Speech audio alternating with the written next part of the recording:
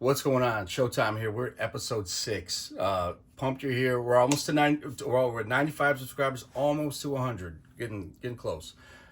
We're gonna walk through the basement, kind of show some of the shoes that I like to wear. We're not gonna really open boxes, but just kind of get a layout of the land and kind of give that access that not a lot of people get. So join me, and we'll go from here.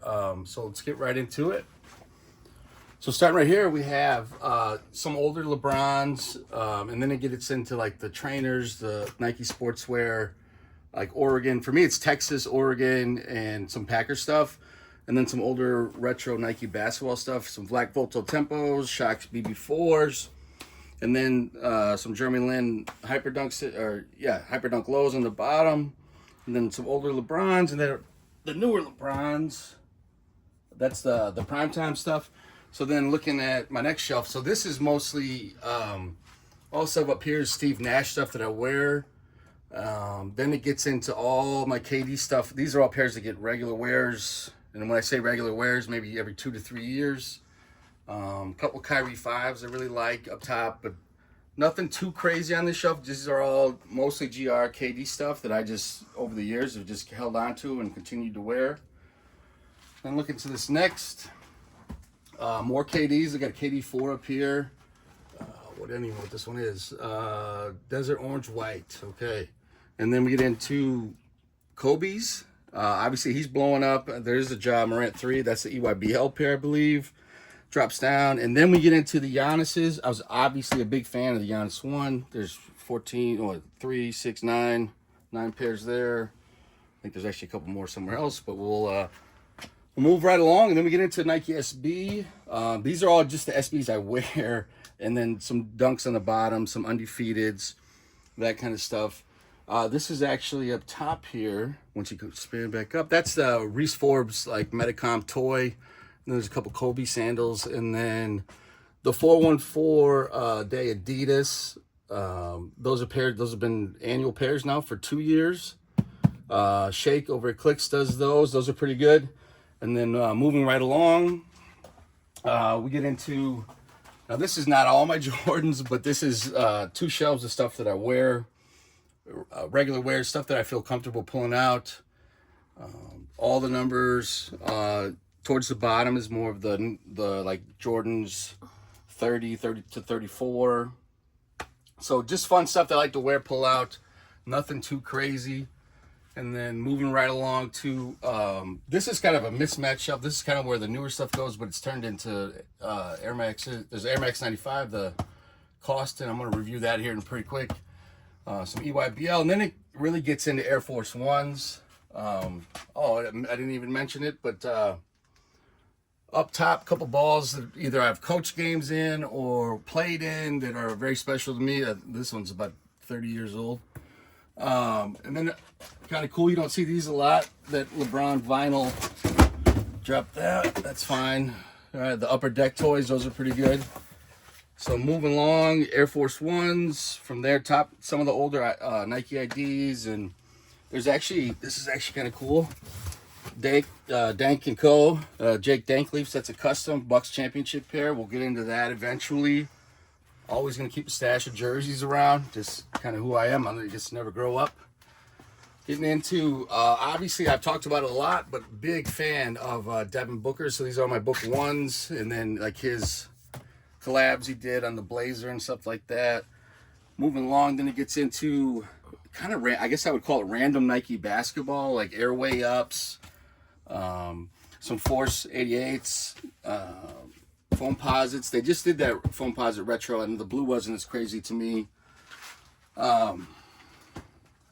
Moving in, Air Max, vintage Nike. This is from a Foot Locker in Chicago. Don't ask me how I got it. Air Max stuff like that. These two, most of this is Air Max 1s, Air Max 90s, and that kind of stuff. Some collabs, Union, some SB down there. Sky Force, that's a pretty good one for me. And then it kind of goes into those random, like Adidas, Vans, New Balance, more Vans, some Joe Freshgood Vans, big fan of those, and then some Puma stuff. I was big fan of Vegas Jones and the stuff he did with the Bet on Yourself stuff. Shout out to him. great dude. So I've been living here about a year, and these are still wrapped up. Haven't got into these yet, so we'll get there. What's kind of cool in this is this is my senior year of high school, 0304. That's a Jordan 12 Retro. I believe it's a white Flint gray pair. It's a Glenn Robinson player exclusive, made for Big Dog. And just, some Bape stuff in here. Just all kind of randomness, I guess, from pairs I played in college and then down into some Boost and that kind of stuff. So obviously you heard Major snorting around, walking with us, but I hope you enjoyed. And I want to kind of review all of them individually on my channel and stuff like that. So we'll get into it. And thanks for checking out episode 6 and more to come. Thanks. What's going on? Showtime, episode 6. Figured I should do a little bourbon tasting as we're 6 episodes in now. A good friend of mine, and when I say good friend, I mean first grade all the way through high school.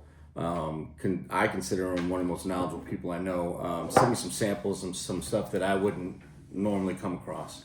And so this is for him. And if you follow my Instagram, you'll notice every once in a while I'll do a nightly pour. And so this is going to be my nightly pour tonight. And he sent me an O.K.I 10-year, 94 proof from 2017.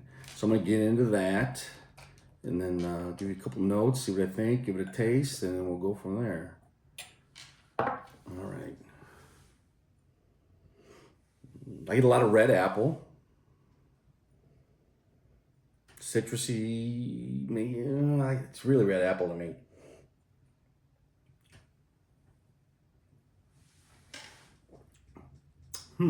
I get a little almost like cherry oak with that apple. I don't know if it's so much cherry even, but the apple kind of runs through and sits for a little bit. And I also had him send me over his notes.